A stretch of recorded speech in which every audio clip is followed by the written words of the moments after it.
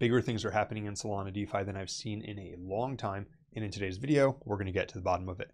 We're talking about the state of Solana DeFi, yield opportunities on Solana, upcoming airdrops on Solana that you can still qualify for, and other opportunities in Solana DeFi for January 2025. Now let's get into it. To start, let's talk about the current state of Solana DeFi and whether things look bullish or bearish right now.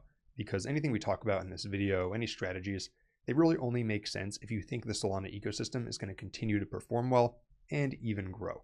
If you think Solana ecosystem is going to shrink, you think Sol isn't going to perform, then of course, yield farming, airdrops, investable tokens on Solana are unlikely to do well as well. So I have to give that caveat. There's plenty of other chains you can use like Base, like Sui, like Hyperliquid, many of which we cover on this channel if you don't like Solana. But if you do, let's talk about the state of Solana and where I see it right now. If you look at total value locked in Solana DeFi, that is the total deposits in all Solana DeFi applications, you can see that it has had tremendous growth since 2023, growing from around 300 million to over $8 billion now. And it actually hit its highest point since 2021, just this week. In fact, nearly reaching its peak from 2021. And so we'll look at this in terms of USD and then in terms of Sol, because you really have to look at it with both. So what I think is significant here is that it had incredible growth throughout the year. However, you'll notice that it had basically stagnated since November. And it has technically had a higher high, but it was relatively slight. And in a second, we're going to look at this in terms of Sol to try to break out how much of that was due to Sol's price action versus actually people withdrawing DeFi from DeFi. But generally, what you want to see is you want to see more money being deposited actively into DeFi, because what that means is that people are A, putting their trust in Solana and its DeFi ecosystem, and B, people are moving money to Solana and choosing to lock it up there either by lending it out or providing liquidity with it. So if we look at it in terms of Sol, we can see that it is further from its previous peak. However, the growth has been much more consistent since last year. And in fact, since November, the TVL has actually been increasing fairly strongly in terms of Sol. So if you step back, you clear out the noise, I actually think this looks pretty good for Solana DeFi, because what it means is that there's $88 billion of Sol in circulation. Most of it is not in DeFi. However, over the past few months, even though TVL in terms of USD has been flat, in terms of Sol, it's been up. So a larger proportion of that total Sol market cap is entering DeFi. And not all of that is Sol being deposited. Some of that is stablecoins, some of that's other tokens. Basically, it means that more money is entering the Solana DeFi ecosystem. And if you look at it with liquid staking added, then it actually looks even stronger. So it is basically at an all-time high in terms of Sol right now, which means compared to the price of Solana, there has never been more money in DeFi. Let's throw in some other stats. So the other one I like to look at is volume, because this is DEX volume on the chain. It can be thought of as a proxy for activity on the chain. And here we'll look at it in terms of weekly. Then you can see in terms of Sol, it's below its peak from November, but aside from 1 or 2 weeks that were exceptional, it's basically the highest it's ever been. So I think this is pretty good, because there was this concern that this boom here from meme coins was temporary, and that when that fell, Solana was all meme coins, Solana activity would fall off with it. And that hasn't really happened. Like, yes, it dropped, but it's still way above where it's ever been before. And if you look at it even in terms of USD, because remember the price of Sol is down, you see the same story, basically, that even though it's down from this 1 week that was exceptional, this other week was still elevated, it's basically the highest that it's ever been. And if you look at it compared to other chains, so now we're looking at the Solana DEX dominance, then you can see that this month it's so far at 34.38%. In November, it was 34.83%, so slightly higher. But looking at this on a longer time horizon, it's basically neck and neck with November, which is the highest it's ever been, and you see a very clear growth pattern over time. This blue one here that was the biggest, and that is no longer the biggest, is actually Ethereum. And so aside from Base, which has recently hit an all-time high in dominance with 14.27% this month. I would actually not want to be in the situation of any chain besides Solana right now, which is basically at an unparalleled level of dominance. Actually, Sui has also hit an all-time high in terms of dominance, so that one might be a top chain that I would want to be in also. But Sui, Base, Solana, all of those have growing DEX dominance, and I don't think any of those are actually a bad place to be in. And the good thing is you don't have to choose, right? I'm playing many of these ecosystems myself. And then the final metric that I want to look at is the total stablecoins on Solana. And I think this is the most underused blockchain metric, because what this measures is the total supply of stablecoins in the ecosystem. And most of those are backed by cash or cash equivalents. And so as a result, it kind of is a measurement of money and trust in the ecosystem. And historically, it's been the metric where Solana lagged the most. Fast growing TVL, lots of activity, but hasn't had so many stablecoins. That's actually started to change rapidly over the past month. The USDC supply on Solana is up 24%. The Tether supply is up 23%. And then the PayPal USD supply is up 6%. Plus you had MakerDAO, now known as Sky, launch their stablecoin, the Sky Dollar here, that quickly accumulated over $100 million market cap. And if you look at the total stablecoin supply, you can see that not only is it almost the highest it's ever been, it was higher back in the 2021 bull run, but it's actually been growing at the fastest rate that it ever has. It's been growing by billions of dollars over the past few months. And so this is a sign that new money is entering the Solana ecosystem. However, it is not all rosy, and I think there's a very real reason why, despite some of these stats looking good, DEX dominance is up, stablecoins up, TVL is up in terms of SOL, why Solana has not performed, and why we may have another month or two before it really starts to catch up to these stats. And that is the fact that you have the FTX estate unlocking in March. You have, now this was written a month ago, so the price is different now, but basically you have 11 million SOL coming unlocked. And I don't expect most of that is going to be sold on the market right away. It's already been sold, right? And it's been sold to many people who probably aren't interested in dumping it and duking the price.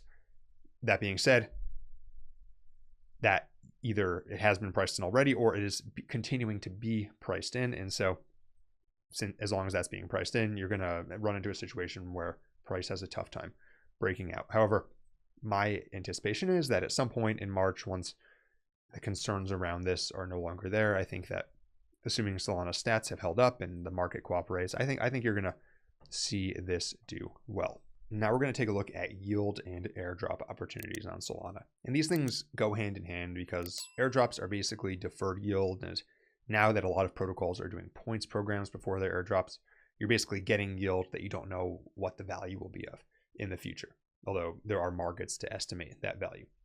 And so we're going to talk about some opportunities to earn both of those. And the way to think about this is, first off, yield and airdrops, it's like the icing on the cake, right? You always want to make sure you actually want to hold the token that you're depositing into any of these pools. If you don't, but it's got a great yield, not really a good recipe for success. The second thing to keep in mind is that the best protocols for yield and airdrops are those that are able to capture some of the economic activity on the chain. People come on the chain, they spend money in some form, or they're coming on to buy certain tokens, and the protocols that actually can capture some of that money that's flowing through, they're going to have more sustainable yield and more profitable airdrops because they're passing that money on to people. All right, so let's talk about some strategies now. And there's three main categories that the strategies this month are going to fall into. First is restaking, things like Solana, although that's no longer the only one. These are protocols where you take your stake Solana, you deposit it, and they are using that stake Solana to secure other things. Basically like EigenLayer on ETH, but on Sol. There's several opportunities now, and some of them have quite good yield as well as points programs for airdrops. The second category of things is going to be things that leverage the Jupiter liquidity pool. Jupiter is the leading DEX aggregator and the leading perpetuals DEX on Solana. It has $1.6 billion deposited into its liquidity pool. and it offers a very attractive APY as well as a very attractive basket of tokens. And so there's a lot of strategies built around capturing some of this yield and giving leveraged exposure to it. And then the third group of strategies is going to involve Meteora. Meteora is a liquidity management protocol as well as a protocol for liquidity pools. And it's become increasingly popular because it offers a lot of unique features to meme coins for liquidity. So you can mint a meme coin through Meteora, or other people are minting it elsewhere and then adding liquidity on Meteora. But they can do interesting things. For example, allowing creators to add locked liquidity and then giving a portion of fees to, say, the top 100 holders. And so with the meme coin, with AI agent meta, Meteora has increasingly been a popular place to deposit liquidity. All right, so let's talk about restaking. And the biggest restaking platform on Solana, the one that's been around for the longest, is Solana. It has nearly $400 million of SOL deposited, and currently it's boasting a 12.83% APY. And while that is a very attractive APY for Solana, basically the play for any of these things that make them worthwhile is the hope, anticipation that some of the points you're accruing, or even if they don't have points, future airdrop that you get will be materially more than what just staking Solana on its own would be. So Solana is the biggest, and we've been talking about it for a while. So if you've been following these monthly reviews, you're probably familiar with Solana already. However, there's several smaller liquid restaking platforms that have popped up recently. These ones are riskier, of course. Every layer is riskier. These often have $14, $15 million of deposits, so much smaller. But some of these are offering potentially even less diluted yields or airdrops in the future. So one is Kairos, liquid restaking. You deposit Jito Sol here, and your APY is just under 10%, but you are, in theory, earning points towards the future airdrop. I have no intel on whether they will or won't do one. However, if you go to this village thing, they have quests right now, which is usually a good sign. They want to reward the community. And then if you go to DeFi, they have, it says your points with a dot here. So you earn 1.25 to 2x points. So you are earning points, and usually points mean airdrop. Not always, but usually. Another one is Fragmetric. Fragmetric, you can restake through here, and the APY again is just under 10%. However, the hope is going to be that some of these rewards that you're earning here turn into a future airdrop, and that the future airdrop could potentially be more worthwhile. Another place you can get exposure to the yields from restaking is through Metapool, which I'm actually an advisor for. What they do is they spread out your SOL across different restaking platforms, and currently this is yielding over 13% APY on single-sided SOL. You can deposit MSOL, BSOL, Jito Sol, or SOL itself, and you will receive MP SOL in return.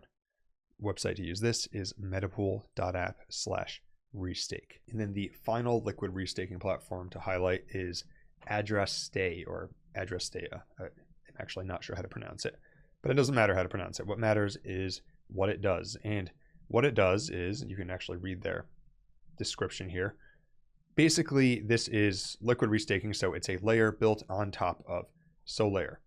So what this does is it allows you to get the benefits of Solana, but by adding this extra layer, you get a liquid token, which in this case is LRTS SOL. So, the risk here is you're adding like another layer of things that could go wrong and all of that. But the benefit is you get your liquid token, and you potentially qualify for multiple other airdrops. You have the Address-Staya potential airdrop, and then you also have airdrops from wherever they are delegating their LRTS SOL. So for example, there's this Sonic SVM. This is basically the Sonic virtual machine that was developed for the Sonic network, but on Solana. But where things get really interesting is there's now this protocol known as RateX on Solana, and this is like Pendle from Ethereum and the Ethereum ecosystem, but on Solana instead. And so what this does is it allows you to trade your yield. And this honestly probably deserves its own video because it's so complicated. But basically the way to think about it is there's three things you can do. And we're going to look at this LRTS SOL to illustrate this example. So you can do the YT, you can provide liquidity, or you can do the PT. And we'll start with the YT and PT because those are the two extremes. So what exactly are these? The YT is you are not getting any exposure to the token. So the YT token you're buying itself, it's going to go to zero eventually. But what you are getting is you are getting all the points from people who are depositing in here. So for example, you're getting 17x exposure to the Adrastea points, 34x exposure to the Solana points, 8x exposure to the Sonic SVM points of whatever money you're putting in. So this is basically, you want points for these airdrops, but you don't want the token. You don't want to hold SOL. You just want the points for you think those are going to be very valuable. The other extreme would be the PT. So the PT is you don't care about points. You say, Solana airdrop could be a banger. It could cook, as they say, it could cook, but you don't know, and you don't really want to risk it. So you just want to get the yield now, and whatever the market is predicting those points are going to be worth, you're willing to take it. And right now, the market is predicting that the points on Solana, Adrastea, and then the Sonic SVM airdrop, the market's predicting that would come out to around 31.66% APY. So you can still keep exposure to SOL and lock in that 31.66 APY now, which is probably the best yield on SOL, or certainly competitive for yields on SOL at the moment. And then you've got this liquidity provision here in the middle, which you could think of kind of like a combination of the two. And this is going to give you up to 34.738%, but not above that. So your base APY is around 13.71%. And then the difference between that and the 34.738% is the estimated points APY. So you're not getting all your points, but you're getting a majority of them. And note, this one and this one, the liquidity and the PT, you actually get a 3x bonus on RateX points. So you're qualifying for the RateX airdrop with all of these things as well. So some of these, you're potentially qualifying for many airdrops at one time, including a protocol that's the Solana version of Pendle. And Pendle is quite a large protocol on Ethereum. The next group of ways we're going to earn yield is on Jupiter. So Jupiter has JLP, which is the liquidity for their perp DEX. And the way that this works is people trade on Jupiter's perp DEX. They want to make leverage trades on Solana, ETH, or Bitcoin. And they pay a fee, and sometimes they get liquidated. And that money, their loss, becomes the gain of people who are providing liquidity. And usually traders lose, which is why the APY is 22.22%. And I've said for probably over a year now, or certainly close to a year, that this JLP is probably the best yield in crypto. There's tons of liquidity, so basically no matter how much you want to deposit, you can deposit it into here. Again, if you want to deposit $200 million and can't, give me a call. I would love to help you out, but I don't think that's most of you. The exposure you're getting is to entirely Solana, ETH, Bitcoin, and stablecoins. So blue chips plus stables, and it's getting 22%. And this yield is actually relatively low. This yield is relatively low. It's often been higher, and JLP overall has been one of the top performing assets with low volatility in crypto over the past year. There's assets that have performed much better, but they had extreme volatility. And so this is one basic strategy you could do. You could just deposit in here.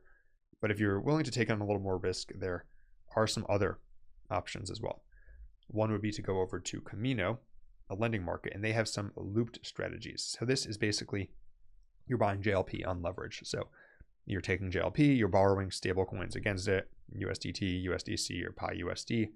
You're buying more JLP, and you're repeating that a few times until your APY is over 40%. Now, what's the risk of this? The risk of this is the price of JLP goes down, your position is going to go down even more, right? And so I would only do this if you really knew what you were doing and you had the conviction to make sure you were going to be able to hold this for a long time horizon. And then if you want to get even more complicated, you could hop over to Drift.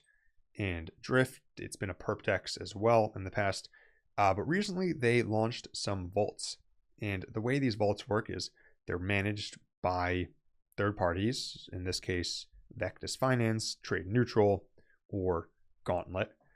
And they'll execute more complicated strategies on chain. So for example, in this case, you can see the description here. This is a delta neutral vault that converts USDC to leveraged JLP positions, hedging the SOL, ETH, and Bitcoin exposure. So basically, this is doing a leveraged GLP multiplier like we talked about before, but hedging the SOL, ETH, and Bitcoin.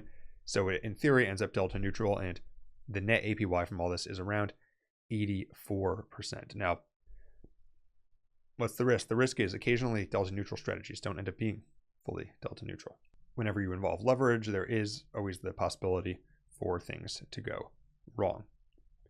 That being said, the APY is attractive, so maybe that risk is worth it to some of you. And so, some of these vaults could be interesting. I'm not going to go through every single one because there's a whole bunch. And in fact, not every single one involves JLP. Some involve other strategies, but they're often offering very competitive APYs. By the way, another interesting platform right now, which I didn't mention initially, but I'll mention now, is this Neutral Trade. And this is another platform with vaults for some more complex strategies.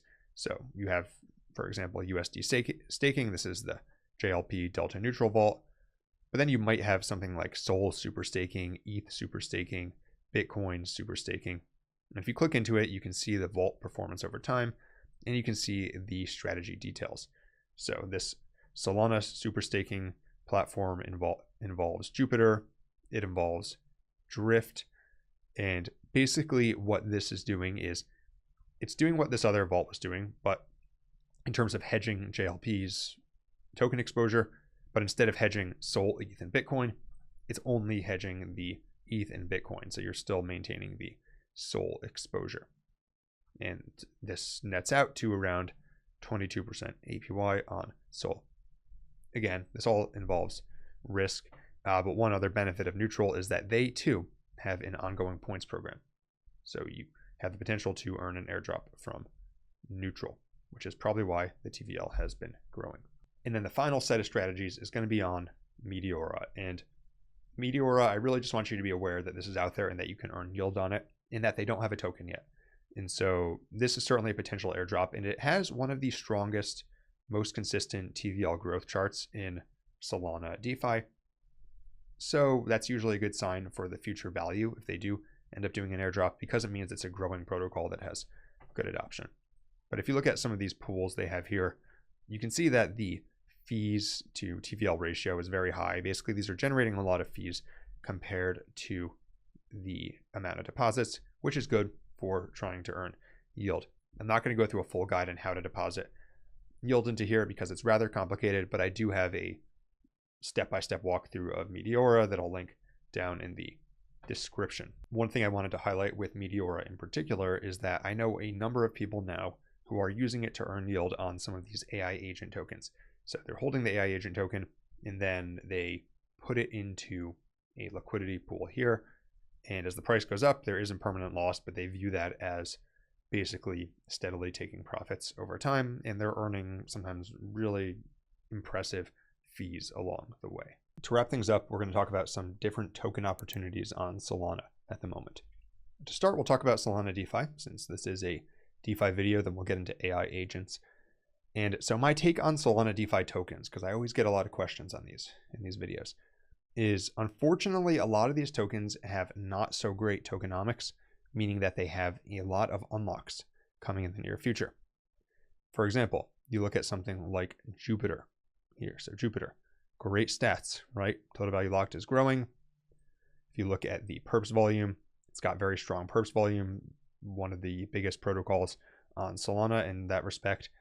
However, you look at the market cap compared to fully diluted valuation, and you see that 1.3 billion market cap, $7.75 billion fully diluted valuation. That means that there are over $6 billion of Jupe tokens that are not yet in circulation, and as those come onto the market, that's going to be a lot of sell pressure. So you always got to check that before buying these tokens. That being said, if you are able to check that box, or you're trading on a time horizon where you don't care, what I would look for is I want things that are A, generating fees, B, have TVL that's growing in terms of the SOL token. That means you strip away price, more money is being deposited. And I want to highlight a few protocols that fit that criteria. Jito, this is the TVL in terms of SOL, growing almost nonstop since the start of 2023.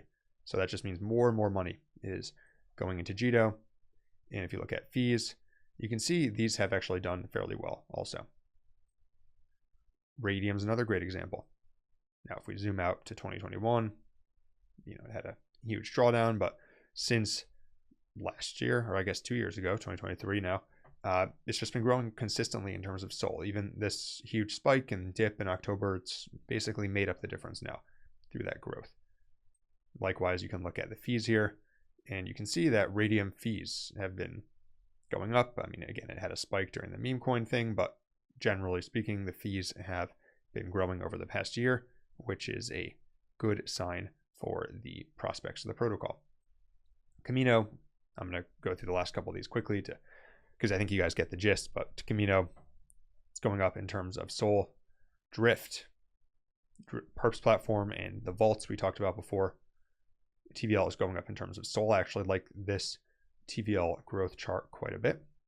If we look at the fees on Drift, then we can see these are actually a little bit less bullish, right? It had this spike in December, and then it's drawn down quite a bit at the start of this year. So this one, I'd really like to see the fees grow more, but I'm showing it anyways because that TVL chart just looks so good.